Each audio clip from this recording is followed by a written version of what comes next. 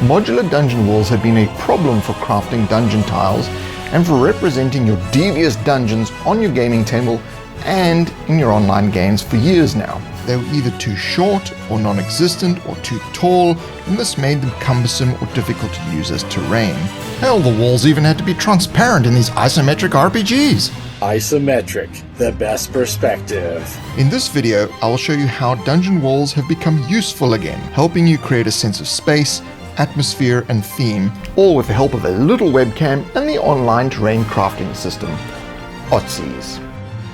Dungeons, dangerous caves, wild wilderness, turbulent towns, long roads, taverns and homes, build your world. Build it with the DMG! Nothing impresses gamers more than cool artistry. That's why people fawn over books and art and how well things are made and generally attracted to stuff that looks cool. Aesthetics are very important.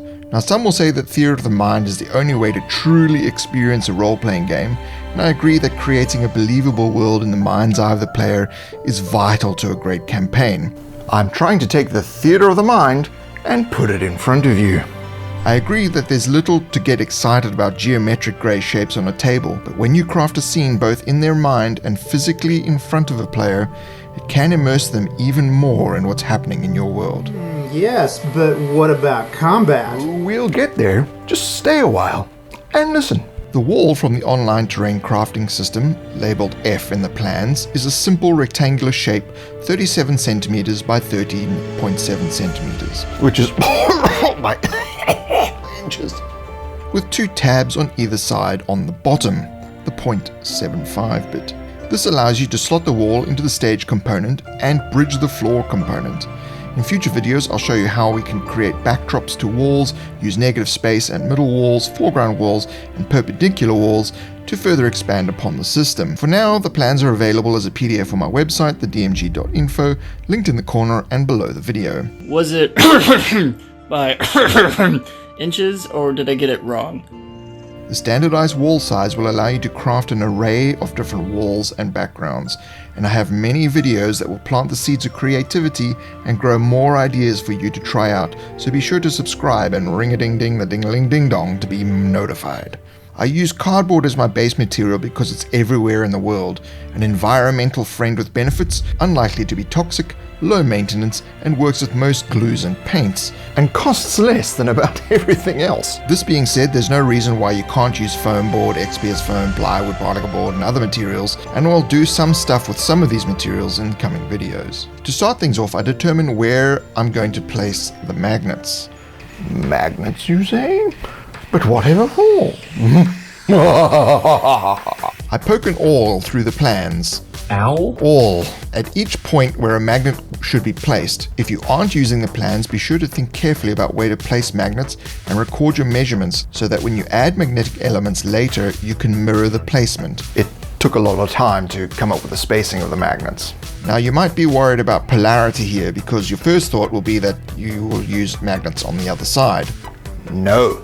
I learned a small trick from the Crafting Muse a few years ago, and we won't need to worry about that problem. More about that in the rest of the video. Scribe and ding ring a ding ding the ding ding dong. I draw in the horizon line and circle the areas for the magnets. Then I use the top of an airbrush bottle, which just happens to be 5mm wide, but you can use anything suitably solid and 5mm wide. I press it into the cardboard at each magnet placement site, being careful to only make a shallow impression of about 2 to 3mm. I then procured 5mm wide and about 1 to 2mm thick neodymium magnets to place into the holes. You can easily find these online. Into each hole I place a bead of hot glue and press in a magnet. The magnet won't heat up enough to disturb its strength, but your finger might! I then cover the magnets with PVA glue for extra strength, bonding, and flattening the surface. Onto the prepared wall component, I begin to draw where I want specific features of the wall to be. For now, I'm only interested in shapes and not dimensionality. I will use a painting trick to enhance the dimensionality later. If you're not following along with plans, be sure to consider the horizon line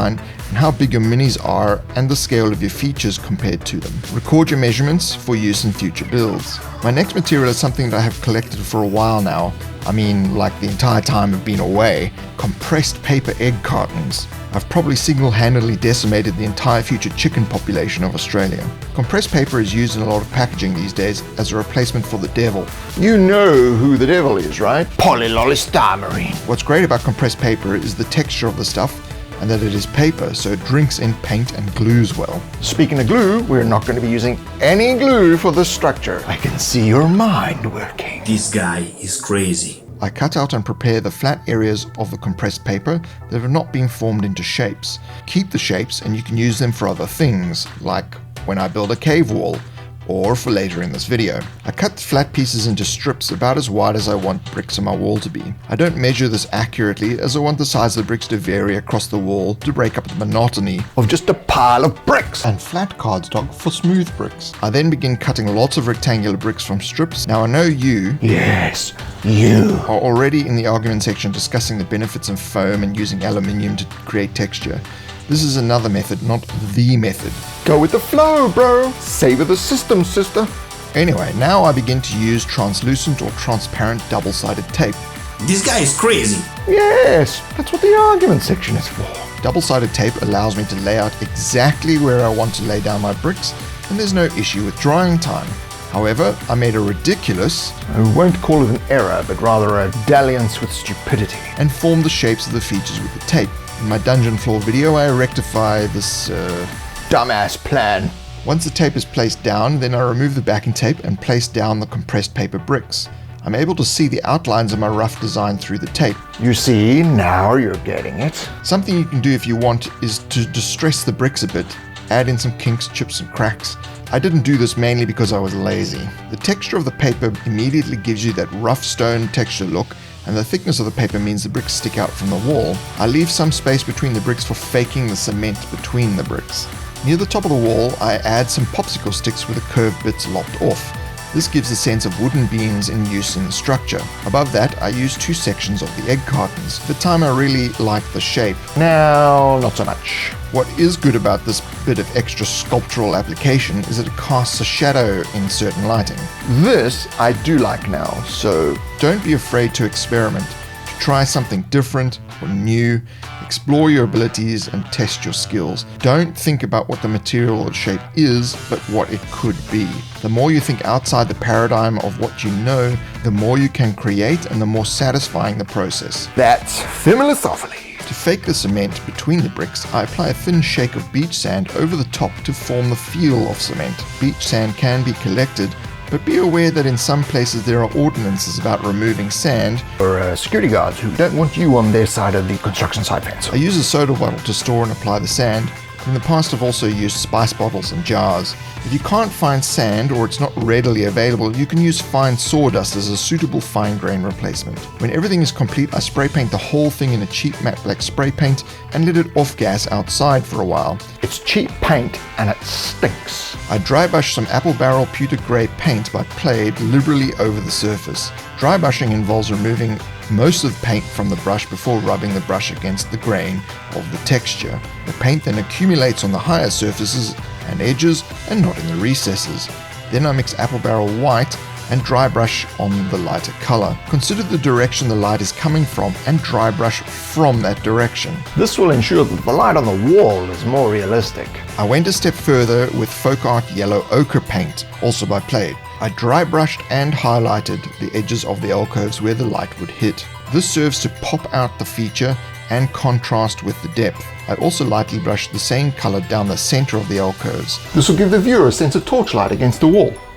The next trick is to play with the depth perception of the viewer. I use watered down folk art pure black to wash over the areas of the alcove deeper in the wall. When viewed front on or through a camera, this wash creates a depth effect that gives the wall more dimensionality. You can let each coat dry and add more, so Feel free to water down the paint quite a bit. Play-Doh supplied me with an array of paints for free to use in these projects.